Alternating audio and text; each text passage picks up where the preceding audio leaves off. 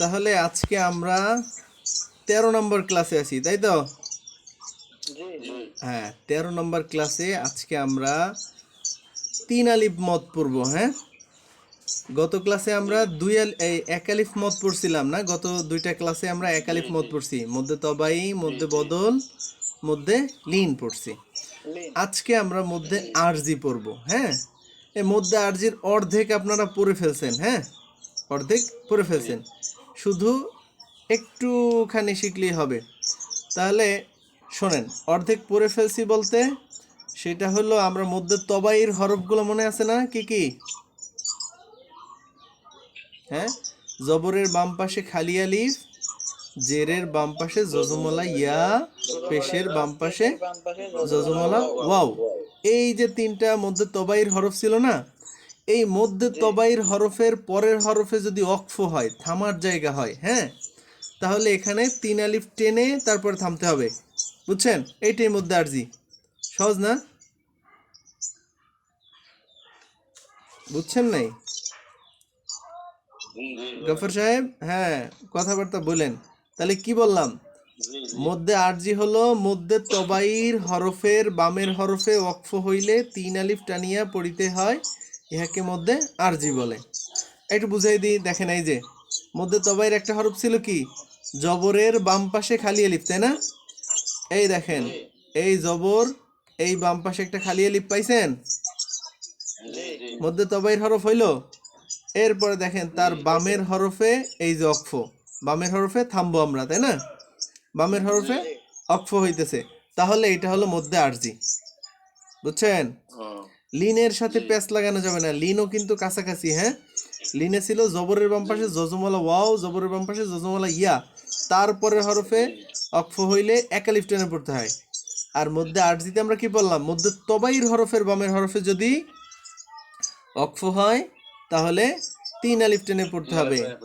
হ্যাঁ, আর ওয়াকফ করার সময় কি করতে হয় আমরা বলছিলাম না? ওয়াকফ করার সময় লাস্ট অক্ষরে কি কোনো জবরজের পড়া লাগে না, তাই না? শুধু অক্ষরটার উপরে গিয়ে থামবো। হ্যাঁ, তবে আরেকটা বিপরীত আরেকটা পড়ছিলাম যে 2 জবরের পরে যদি আলিফ হয়ে তারপরে থামার জায়গা হয় তখন আমরা টান দিয়ে পড়বো। ঠিক আছে? হ্যাঁ, ওইটা ভিন্ন, ওইটা তো জানেনি আগে থেকে। আচ্ছা, তাহলে এবার আমরা একটু পড়ার চেষ্টা করি।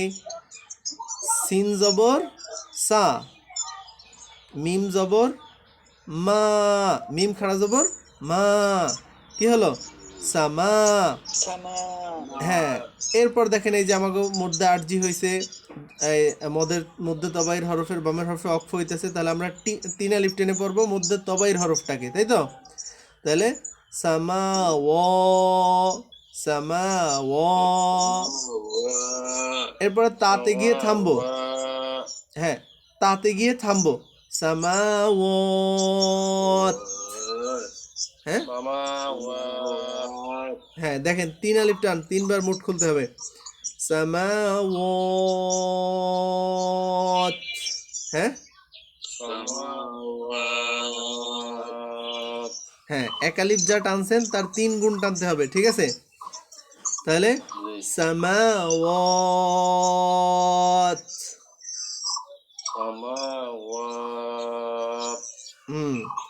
এরপরে পরেরটা বানান করি।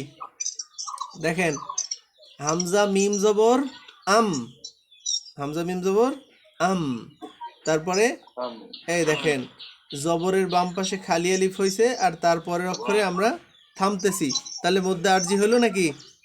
তবাইর হরফের বামের হরফে অক্ষ হইতেছে, মধ্যে আরজি। তাহলে আমরা কয় আলিফ টেনে পড়বো? 3 আলিফ।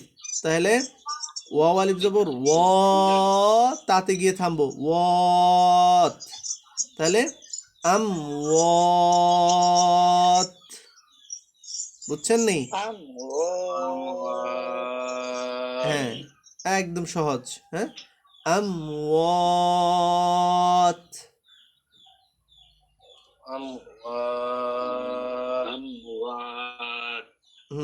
তারপরে এই দেখেন, এই যে হামজা শিন জবর আশ, শিন ইয়া জবর শাই, আশ শাই, ত আলিফ জবর ত, আর এই নুনে গিয়ে থামবো, মধ্যে আরজি হইল, তাহলে কি হবে? আশ-শাইতান। الشيطان হ্যাঁ, তন। الشيطان আবার মিম আইন জবর মা, দাল ওয়াও পেশ দু। এই যে দেখেন মধ্যে তবাইর হরফ হয়েছে, তাই না? মধ্যে তবাই হইলে আবার কি একালিফ টানে পড়তে হয় না? এই দেখেন মা দু, তারপরে এরপরে এই যে মধ্যে আরজি হয়েছে, জবরের বাম পাশে খালি আলিফ, তারপরের অক্ষরে থামার জায়গা, তার মানে মধ্যে আরজি, তবাইর হরফের বামের হরফে অক্ষ হয়েছে। তাহলে কি হবে? মা'দুদাত। হ্যাঁ, এই তো পারছি।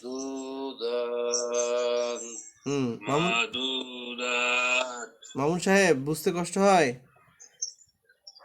হুজুর এই যে দুইটা যে পড়াইলেন এখন, তার আগেরটা হ্যাঁ, কি তার আগেরটা?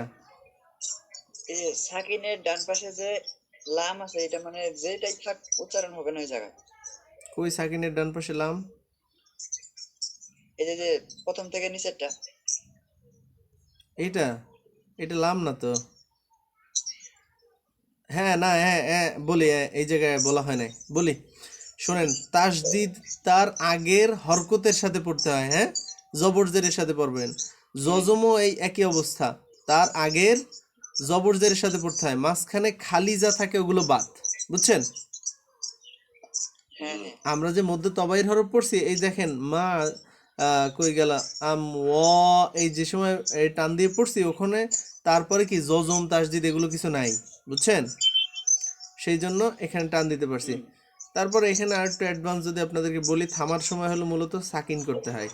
সেই জন্য এই দেখেন এই মাঝখানেরটা বাদ দিয়ে ওইটার সাথে মিলিয়ে পড়ি আমওয়াত, টান দিয়ে, বুঝছেন? আচ্ছা, এই যে পুলিশ ভাইয়া, আপনি আপনি বুঝছেন এই মধ্যে আরজি? বুঝছি ভাই। হ্যাঁ, এই মনে রাখলে এই যে আপনার এটা ঠিক হয়ে গেল।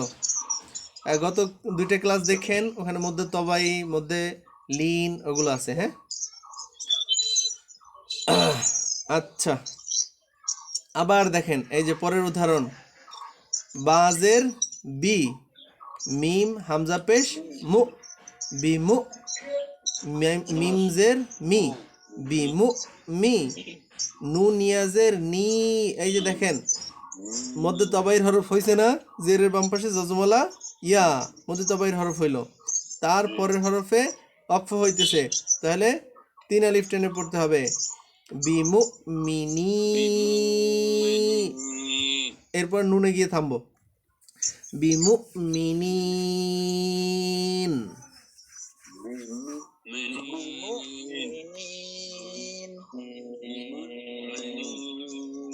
এরপরে মিম সিন পেশ মুস, মিম সিন পেশ মুস, তা জবর তা, মুস্তা।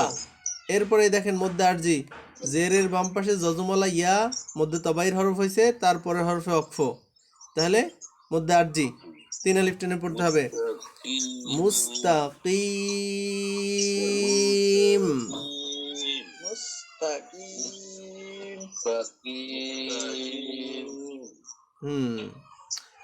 এরপরে পরের উদাহরণ পড়ি, মিম ফা পেশ মুফ, সিনজের সি মুফসি, দালিয়াজের দি। এই যে দেখেন এই যে মধ্যে আরজি, জেরের বাম পাশে জজমালা ইয়া, তারপরে হরফে অক্ষ, মধ্যে আরজি, হ্যাঁ। কারণ কি মধ্যে আরজি ছিল, তবাইর হরফের বামের হরফে অক্ষ হইলে 3 আলিফ টেনে পড়তে হয়। দালিয়াজের দি, নুনে গিয়ে থামবো, দিন। তাহলে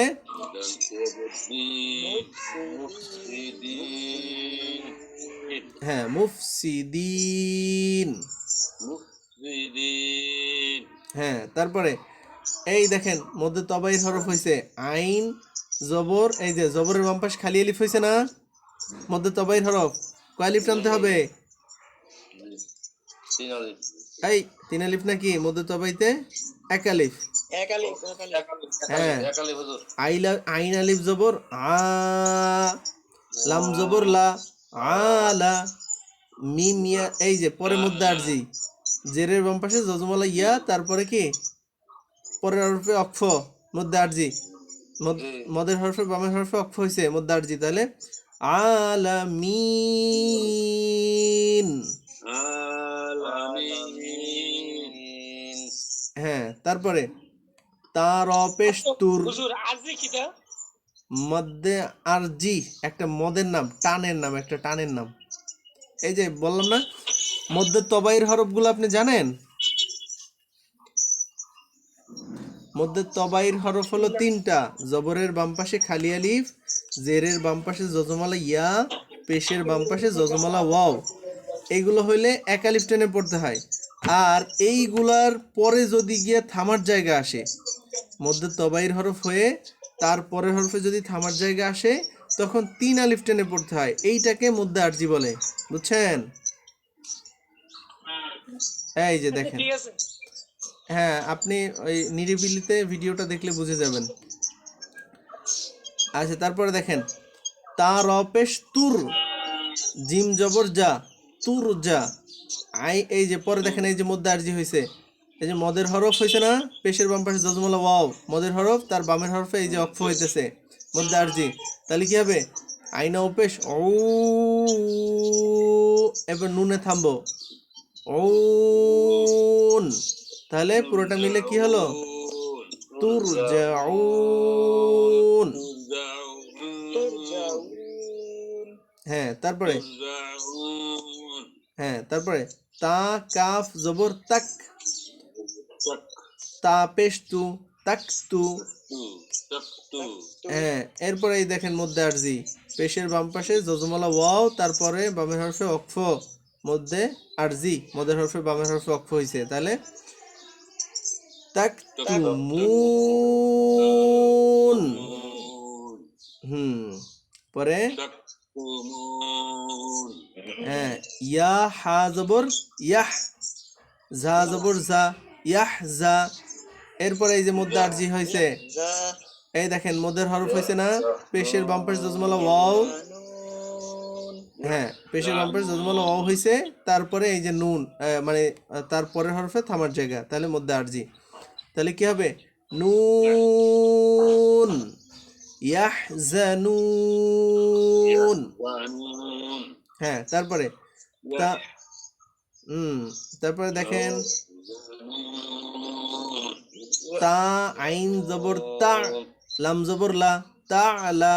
এরপরে এই যে মধ্যে আরজি, মিমা উপেশ মু, নুনে গিয়ে থামবো, তা আলা মুন।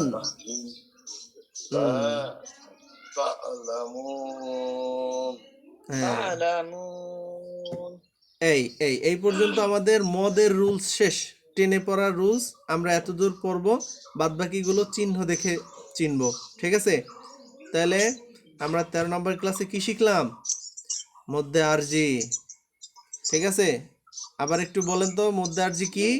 মধ্যে তবাইর হরফের বামের হরফে ওয়াকফ হইলে 3 আলিফ টানিয়া পড়িতে হয়, ইহাকে মধ্যে আরজি বলে। হ্যাঁ, মধ্যে তবাইর হরফ ছিল জবরের বাম পাশে খালি আলিফ, জেরের বাম পাশে যজমালা ইয়া, পেশের বাম পাশে যজমালা ওয়াও। হ্যাঁ হ্যাঁ, তাহলে শুধু এগুলো আসলে মধ্যে তবাই এক আলিফ টেনে পড়তে হবে, আর এগুলোর পরে যদি অক্ফ হয় তখন 3 আলিফ টেনে পড়তে হবে, তখন এটার নাম হবে মধ্যে আরজি, ঠিক আছে? হ্যাঁ, এই তো।